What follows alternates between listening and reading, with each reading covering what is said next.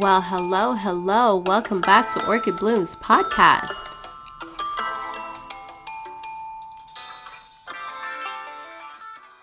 Welcome back, bloomers, to another episode of Orchid Bloom's podcast. I am your host, Orchid Brown with Orchid Bloom's podcast. You can find me on TikTok, Blue Skies, and X at Orchid Eye Brown.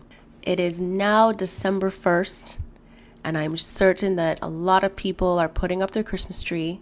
So I hope the family gets involved and put up the Christmas tree and helps you out. There's also gift shopping, so I'm certain that some of you took advantage of the Black Friday sales, especially over the weekend, to catch up on all the gifts that you need to catch up on. And hopefully you will find some time to wrap these gifts and put them underneath the tree. I also know that there's a lot of you that are still trying to change over your tires from summer to winter.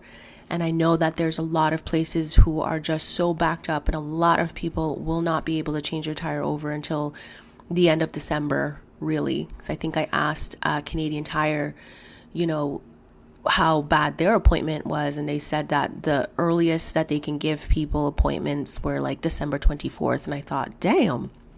So there's a lot of people who are still waiting to get their tires completed. So I know that adds a bit of a stress to a lot of you who are still waiting. And let's not forget oil changes as well. So thankfully, I don't need to do an oil change right now, but it's coming close. So I'm hoping to push that back to January and just go from there. But I got my winter tires. Life is good. My Christmas tree is up. My Christmas gifts are wrapped. I think I only have like one Christmas gift to wrap. So I really hope that everything is going as smoothly for you based on good planning and being intentional in your life, that you actually want to enjoy this Christmas season without having any stress or added items to your list. So I'm really hoping that all is going well for each and every one of you as you listen to today's podcast episode, which is on survival guilt. Today's episode is about an emotion many people carry quietly, often without realizing it has a name: survivor's guilt. We tend to associate this feeling with extreme situations such as war, disaster, life, and death events. But survivor's guilt shows up in everyday life far more than people realize. Many people dismiss or suppress it because they believe, I don't have it that bad, or someone else suffers more than I do. Today, we're going to unpack this in a grounded, compassionate, and real way. We're going to define survivor's guilt, secondary trauma, empathy, sympathy, and plain guilt, so you can understand what you've been feeling and why. I want to acknowledge something personal. This topic hits home for me. My brother had shared experiences that changed his outlook on life. He witnessed someone he considered a brother experience severe trauma right in front of him. He watched this person change almost instantly and never fully return to who they were. My brother carried that with him every day. He witnessed someone he considered a brother experience severe trauma right in front of him. He watched this person change almost instantly and never fully return to who they were. My brother carried that. And just thinking about what he had shared and meditating on it and realizing that a lot of people carry these types of traumas. Being a witness sometimes is not a blessing. Sometimes it's really not a blessing. A lot of people have said over the years being a witness to God and God's miracle is one of the biggest blessings. But then there are other times where it really had nothing to do with God. It was just the world. And being a witness was not a blessing. And I will explain why as we go on in this podcast episode. So for years, I carried a different kind of weight. The feeling that my life was easier, that I couldn't compare, that I couldn't truly understand. And the guilt that comes with that is real. As I learned more I realized these feelings have names.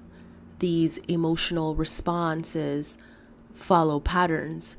And understanding them doesn't just bring clarity, it brings compassion, both for ourselves and others.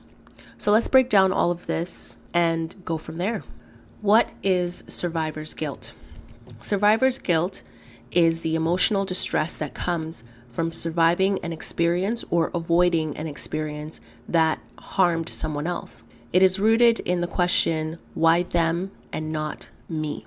The first time I heard that statement was with my brother, who had said it unknowingly as we were having a conversation about another traumatic situation that he experienced. And when I heard it, I just did not have a response because I've never felt that way until listening to what he had went through. All I know from that conversation is that I wouldn't wish what he went through on anyone, but there are so many people in the world that went through something that traumatic in their lives and are still trying to pick up the pieces and put the pieces together. You can experience survivor's guilt even if you aren't physically harmed. You were not directly involved. You had no control over the situation. It's common after accidents, natural disasters, violence or war, illnesses, childhood trauma, losses, or leaving a toxic environment when someone else stayed. Survivor's guilt is not about logic. It's not logical. It's about emotional math. Your heart tries to make sense of something that does not feel fair.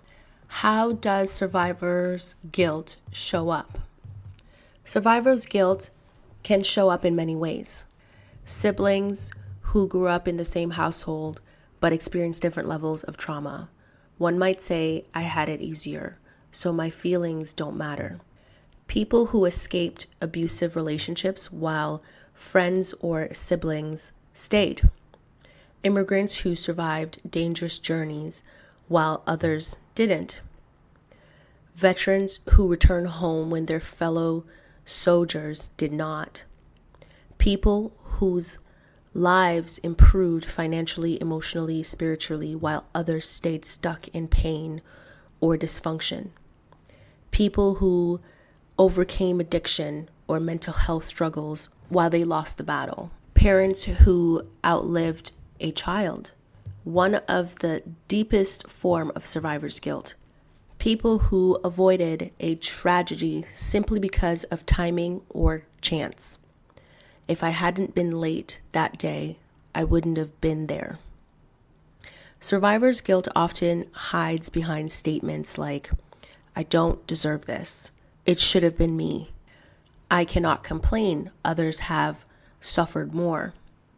Who am I to be happy? I feel wrong for being okay. This is why naming the emotion matters. Once something is recognized, it becomes easier to heal.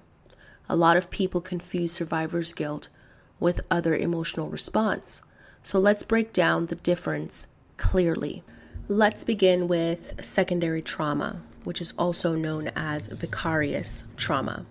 Secondary trauma happens when you are emotionally impacted by witnessing or hearing about someone else's traumatic experience. This is what my brother experienced. He was the witness. It can come from witnessing someone else being harmed, being present during a traumatic event, hearing valid retelling of trauma, supporting someone through their pain, working in high trauma environments, police, nursing, social worker, etc.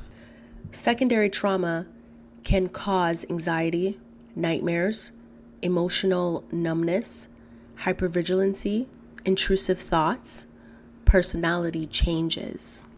You don't have to be physically harmed to be emotionally changed by trauma. Number 2 is empathy. Empathy is the ability to feel with someone. It is grounded in connection and understanding. Healthy empathy sounds like, I understand your pain. I feel what you're feeling. I see why this affected you. Empathy builds closeness, but doesn't overwhelm. Number 3, empathic distress, also known as empathy overload. This is when empathy becomes too heavy, causing emotional exhaustion. It looks like taking on the other person's feelings as your own, feeling responsible for relieving their pain, becoming overwhelmed by their suffering, and lastly, losing your emotional boundaries. Many highly empathic people don't realize this is happening to them. They just feel drained, guilty, and heavy. Number 4, sympathy. Sympathy is when you feel for someone, not with them. It sounds like, I'm so sorry that happened. I wish it were different. It is caring, but more observational. It doesn't involve absorbing the other person's emotions. Number 5, plain guilt. This is the sense of responsibility or remorse, which could look like you think you could have done more. You regret something. You wish you had acted differently. Guilt is tied to perceived responsibility, even when that responsibility isn't real. Now, how these emotions can overlap. Survivor's guilt often blends with empathy, plain guilt, and even secondary trauma. So people can easily feel, I'm guilty for surviving. I'm guilty for not suffering as much. I'm carrying someone else's pain within me.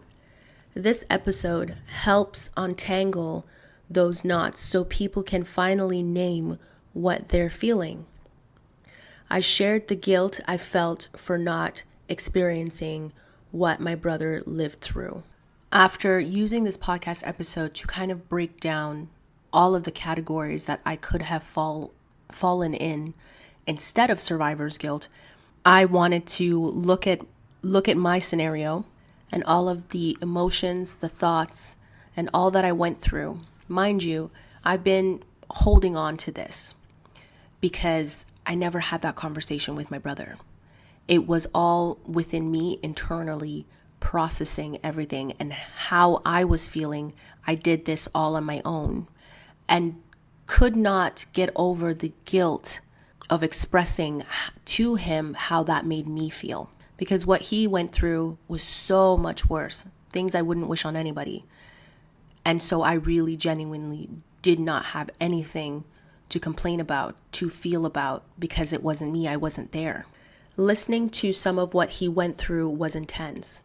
And I noticed and I found myself avoiding the intense feeling that it brought up in me because I did not want to make him feel that what he was sharing was a burden to me. I did not know how to process it, and I didn't explain that to him while it was happening because I couldn't imagine and experiencing all of that and being okay or sane at that.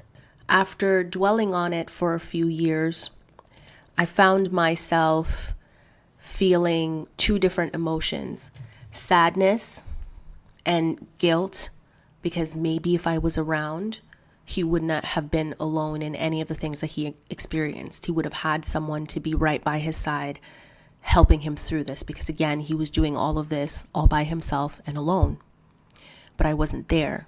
I was across another town, living my best life. But at the same time, it wasn't really the best life. It was just the hand that I was dealt. And as a child, there's really nothing I could have done to help my brother because, again, I'm not an adult. Looking back, I know that it was the adults that failed him because the adults were the one that were supposed to protect and provide to him.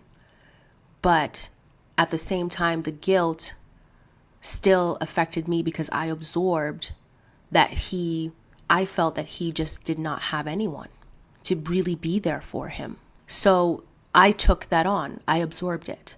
Now that as I'm going through my healing journey, I realize that it's not healthy. It's not healthy to take on the responsibilities of other people and their place in protecting children. Children. That is your job as an adult, is to protect your children. And if you can't do that, you failed.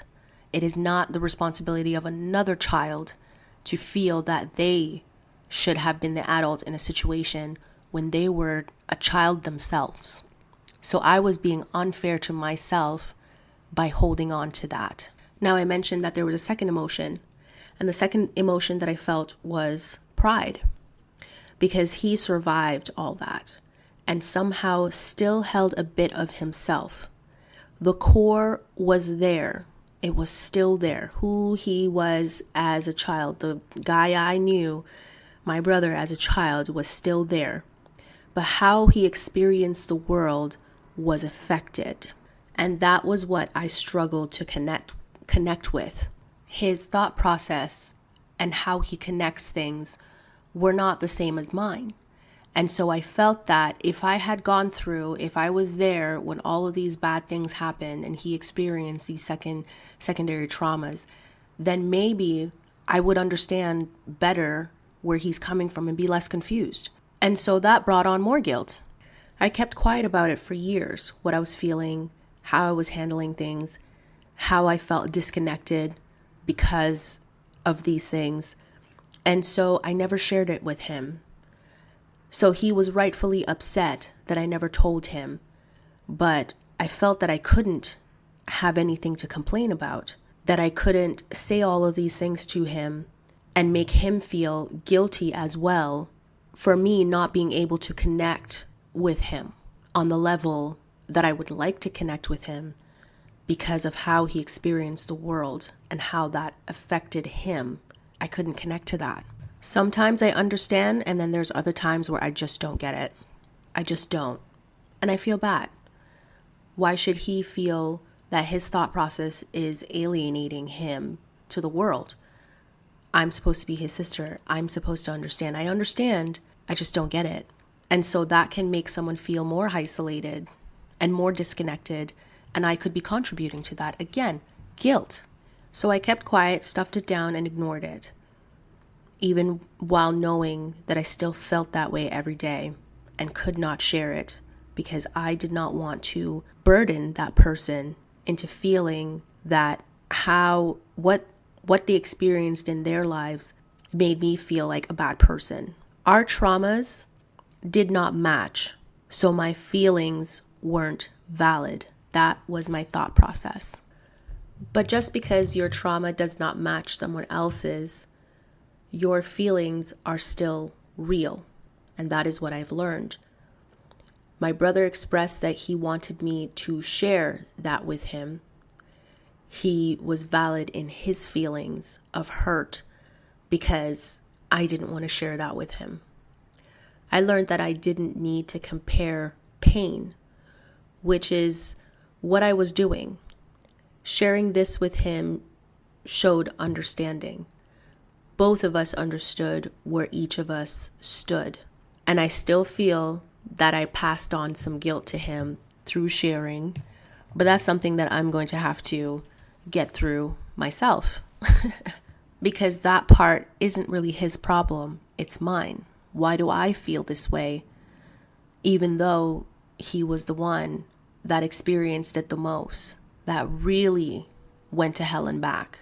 I have to control my thoughts and not allow my feelings to go rampant in this world because I'm not the victim here. I just feel for him and feel horrible that he experienced these things. Let me break it down a little bit more. When it comes to survival's guilt, where I fall under is I cannot complain. Others have suffered more. When it came to empathy towards what my brother was sharing with me, I felt, I see why this affected you, because it was affecting me at the same time. When it comes to sympathy, I felt this. I felt that I was so sorry that happened to him. I wish it were different. And when it comes to plain guilt, I felt that I could have done more, even though I genuinely couldn't because I was 6 years old. What could I have done? So I went through all of it. Everything that I've mentioned in this podcast episode, I went through all of it to try to figure out where to place my feelings. And because of that, I learned how to process survivor's guilt. And now I will be sharing that with you. So the first thing you need to do is that you need to acknowledge your feelings without minimizing them. Stop comparing pain. Suffering is not a competition. Understanding that different experiences can create different emotional wounds. Allow yourself to feel relieved, grateful, or safe. Those emotions are not betrayals. Seek support if the guilt or secondary trauma is affecting your daily life. Honor your story without erasing someone else's. Healing begins when we stop invalidating our experiences. And I feel that that's one of the reasons why I never shared it with my brother when I should have, is because I didn't want what I was feeling to invalidate what he went through, make him feel like he cannot share what he went through because of how I was going to take it. So I figured if I just kept my mouth shut, I wouldn't feel that way. He wouldn't feel that his story was a burden to me.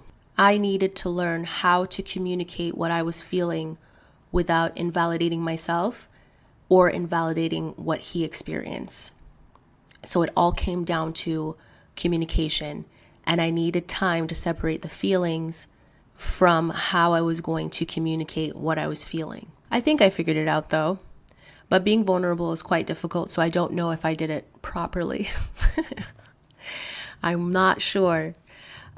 So if you've been carrying survivor's guilt, secondary trauma, or emotional weight that you never had language for, I want you to know that you're not alone. You deserve understanding, compassion, and healing. Naming what you feel is the first step, and I hope today's episode helped you do just that. Thank you for joining me today on the Orchid Blooms podcast. Your support is appreciated. Take this time to subscribe, follow, rate, and leave a review on the podcast platform of your choice. Our social media pages are Orchid Blooms YouTube channel, The Ambitious Obsession Network on Facebook, at The Ambitious Obs on Twitter, at The Ambitious Net on Instagram. If this episode resonated with you, share it with someone who needs to hear it. Until next time, keep blooming. I hope you have a splendid day.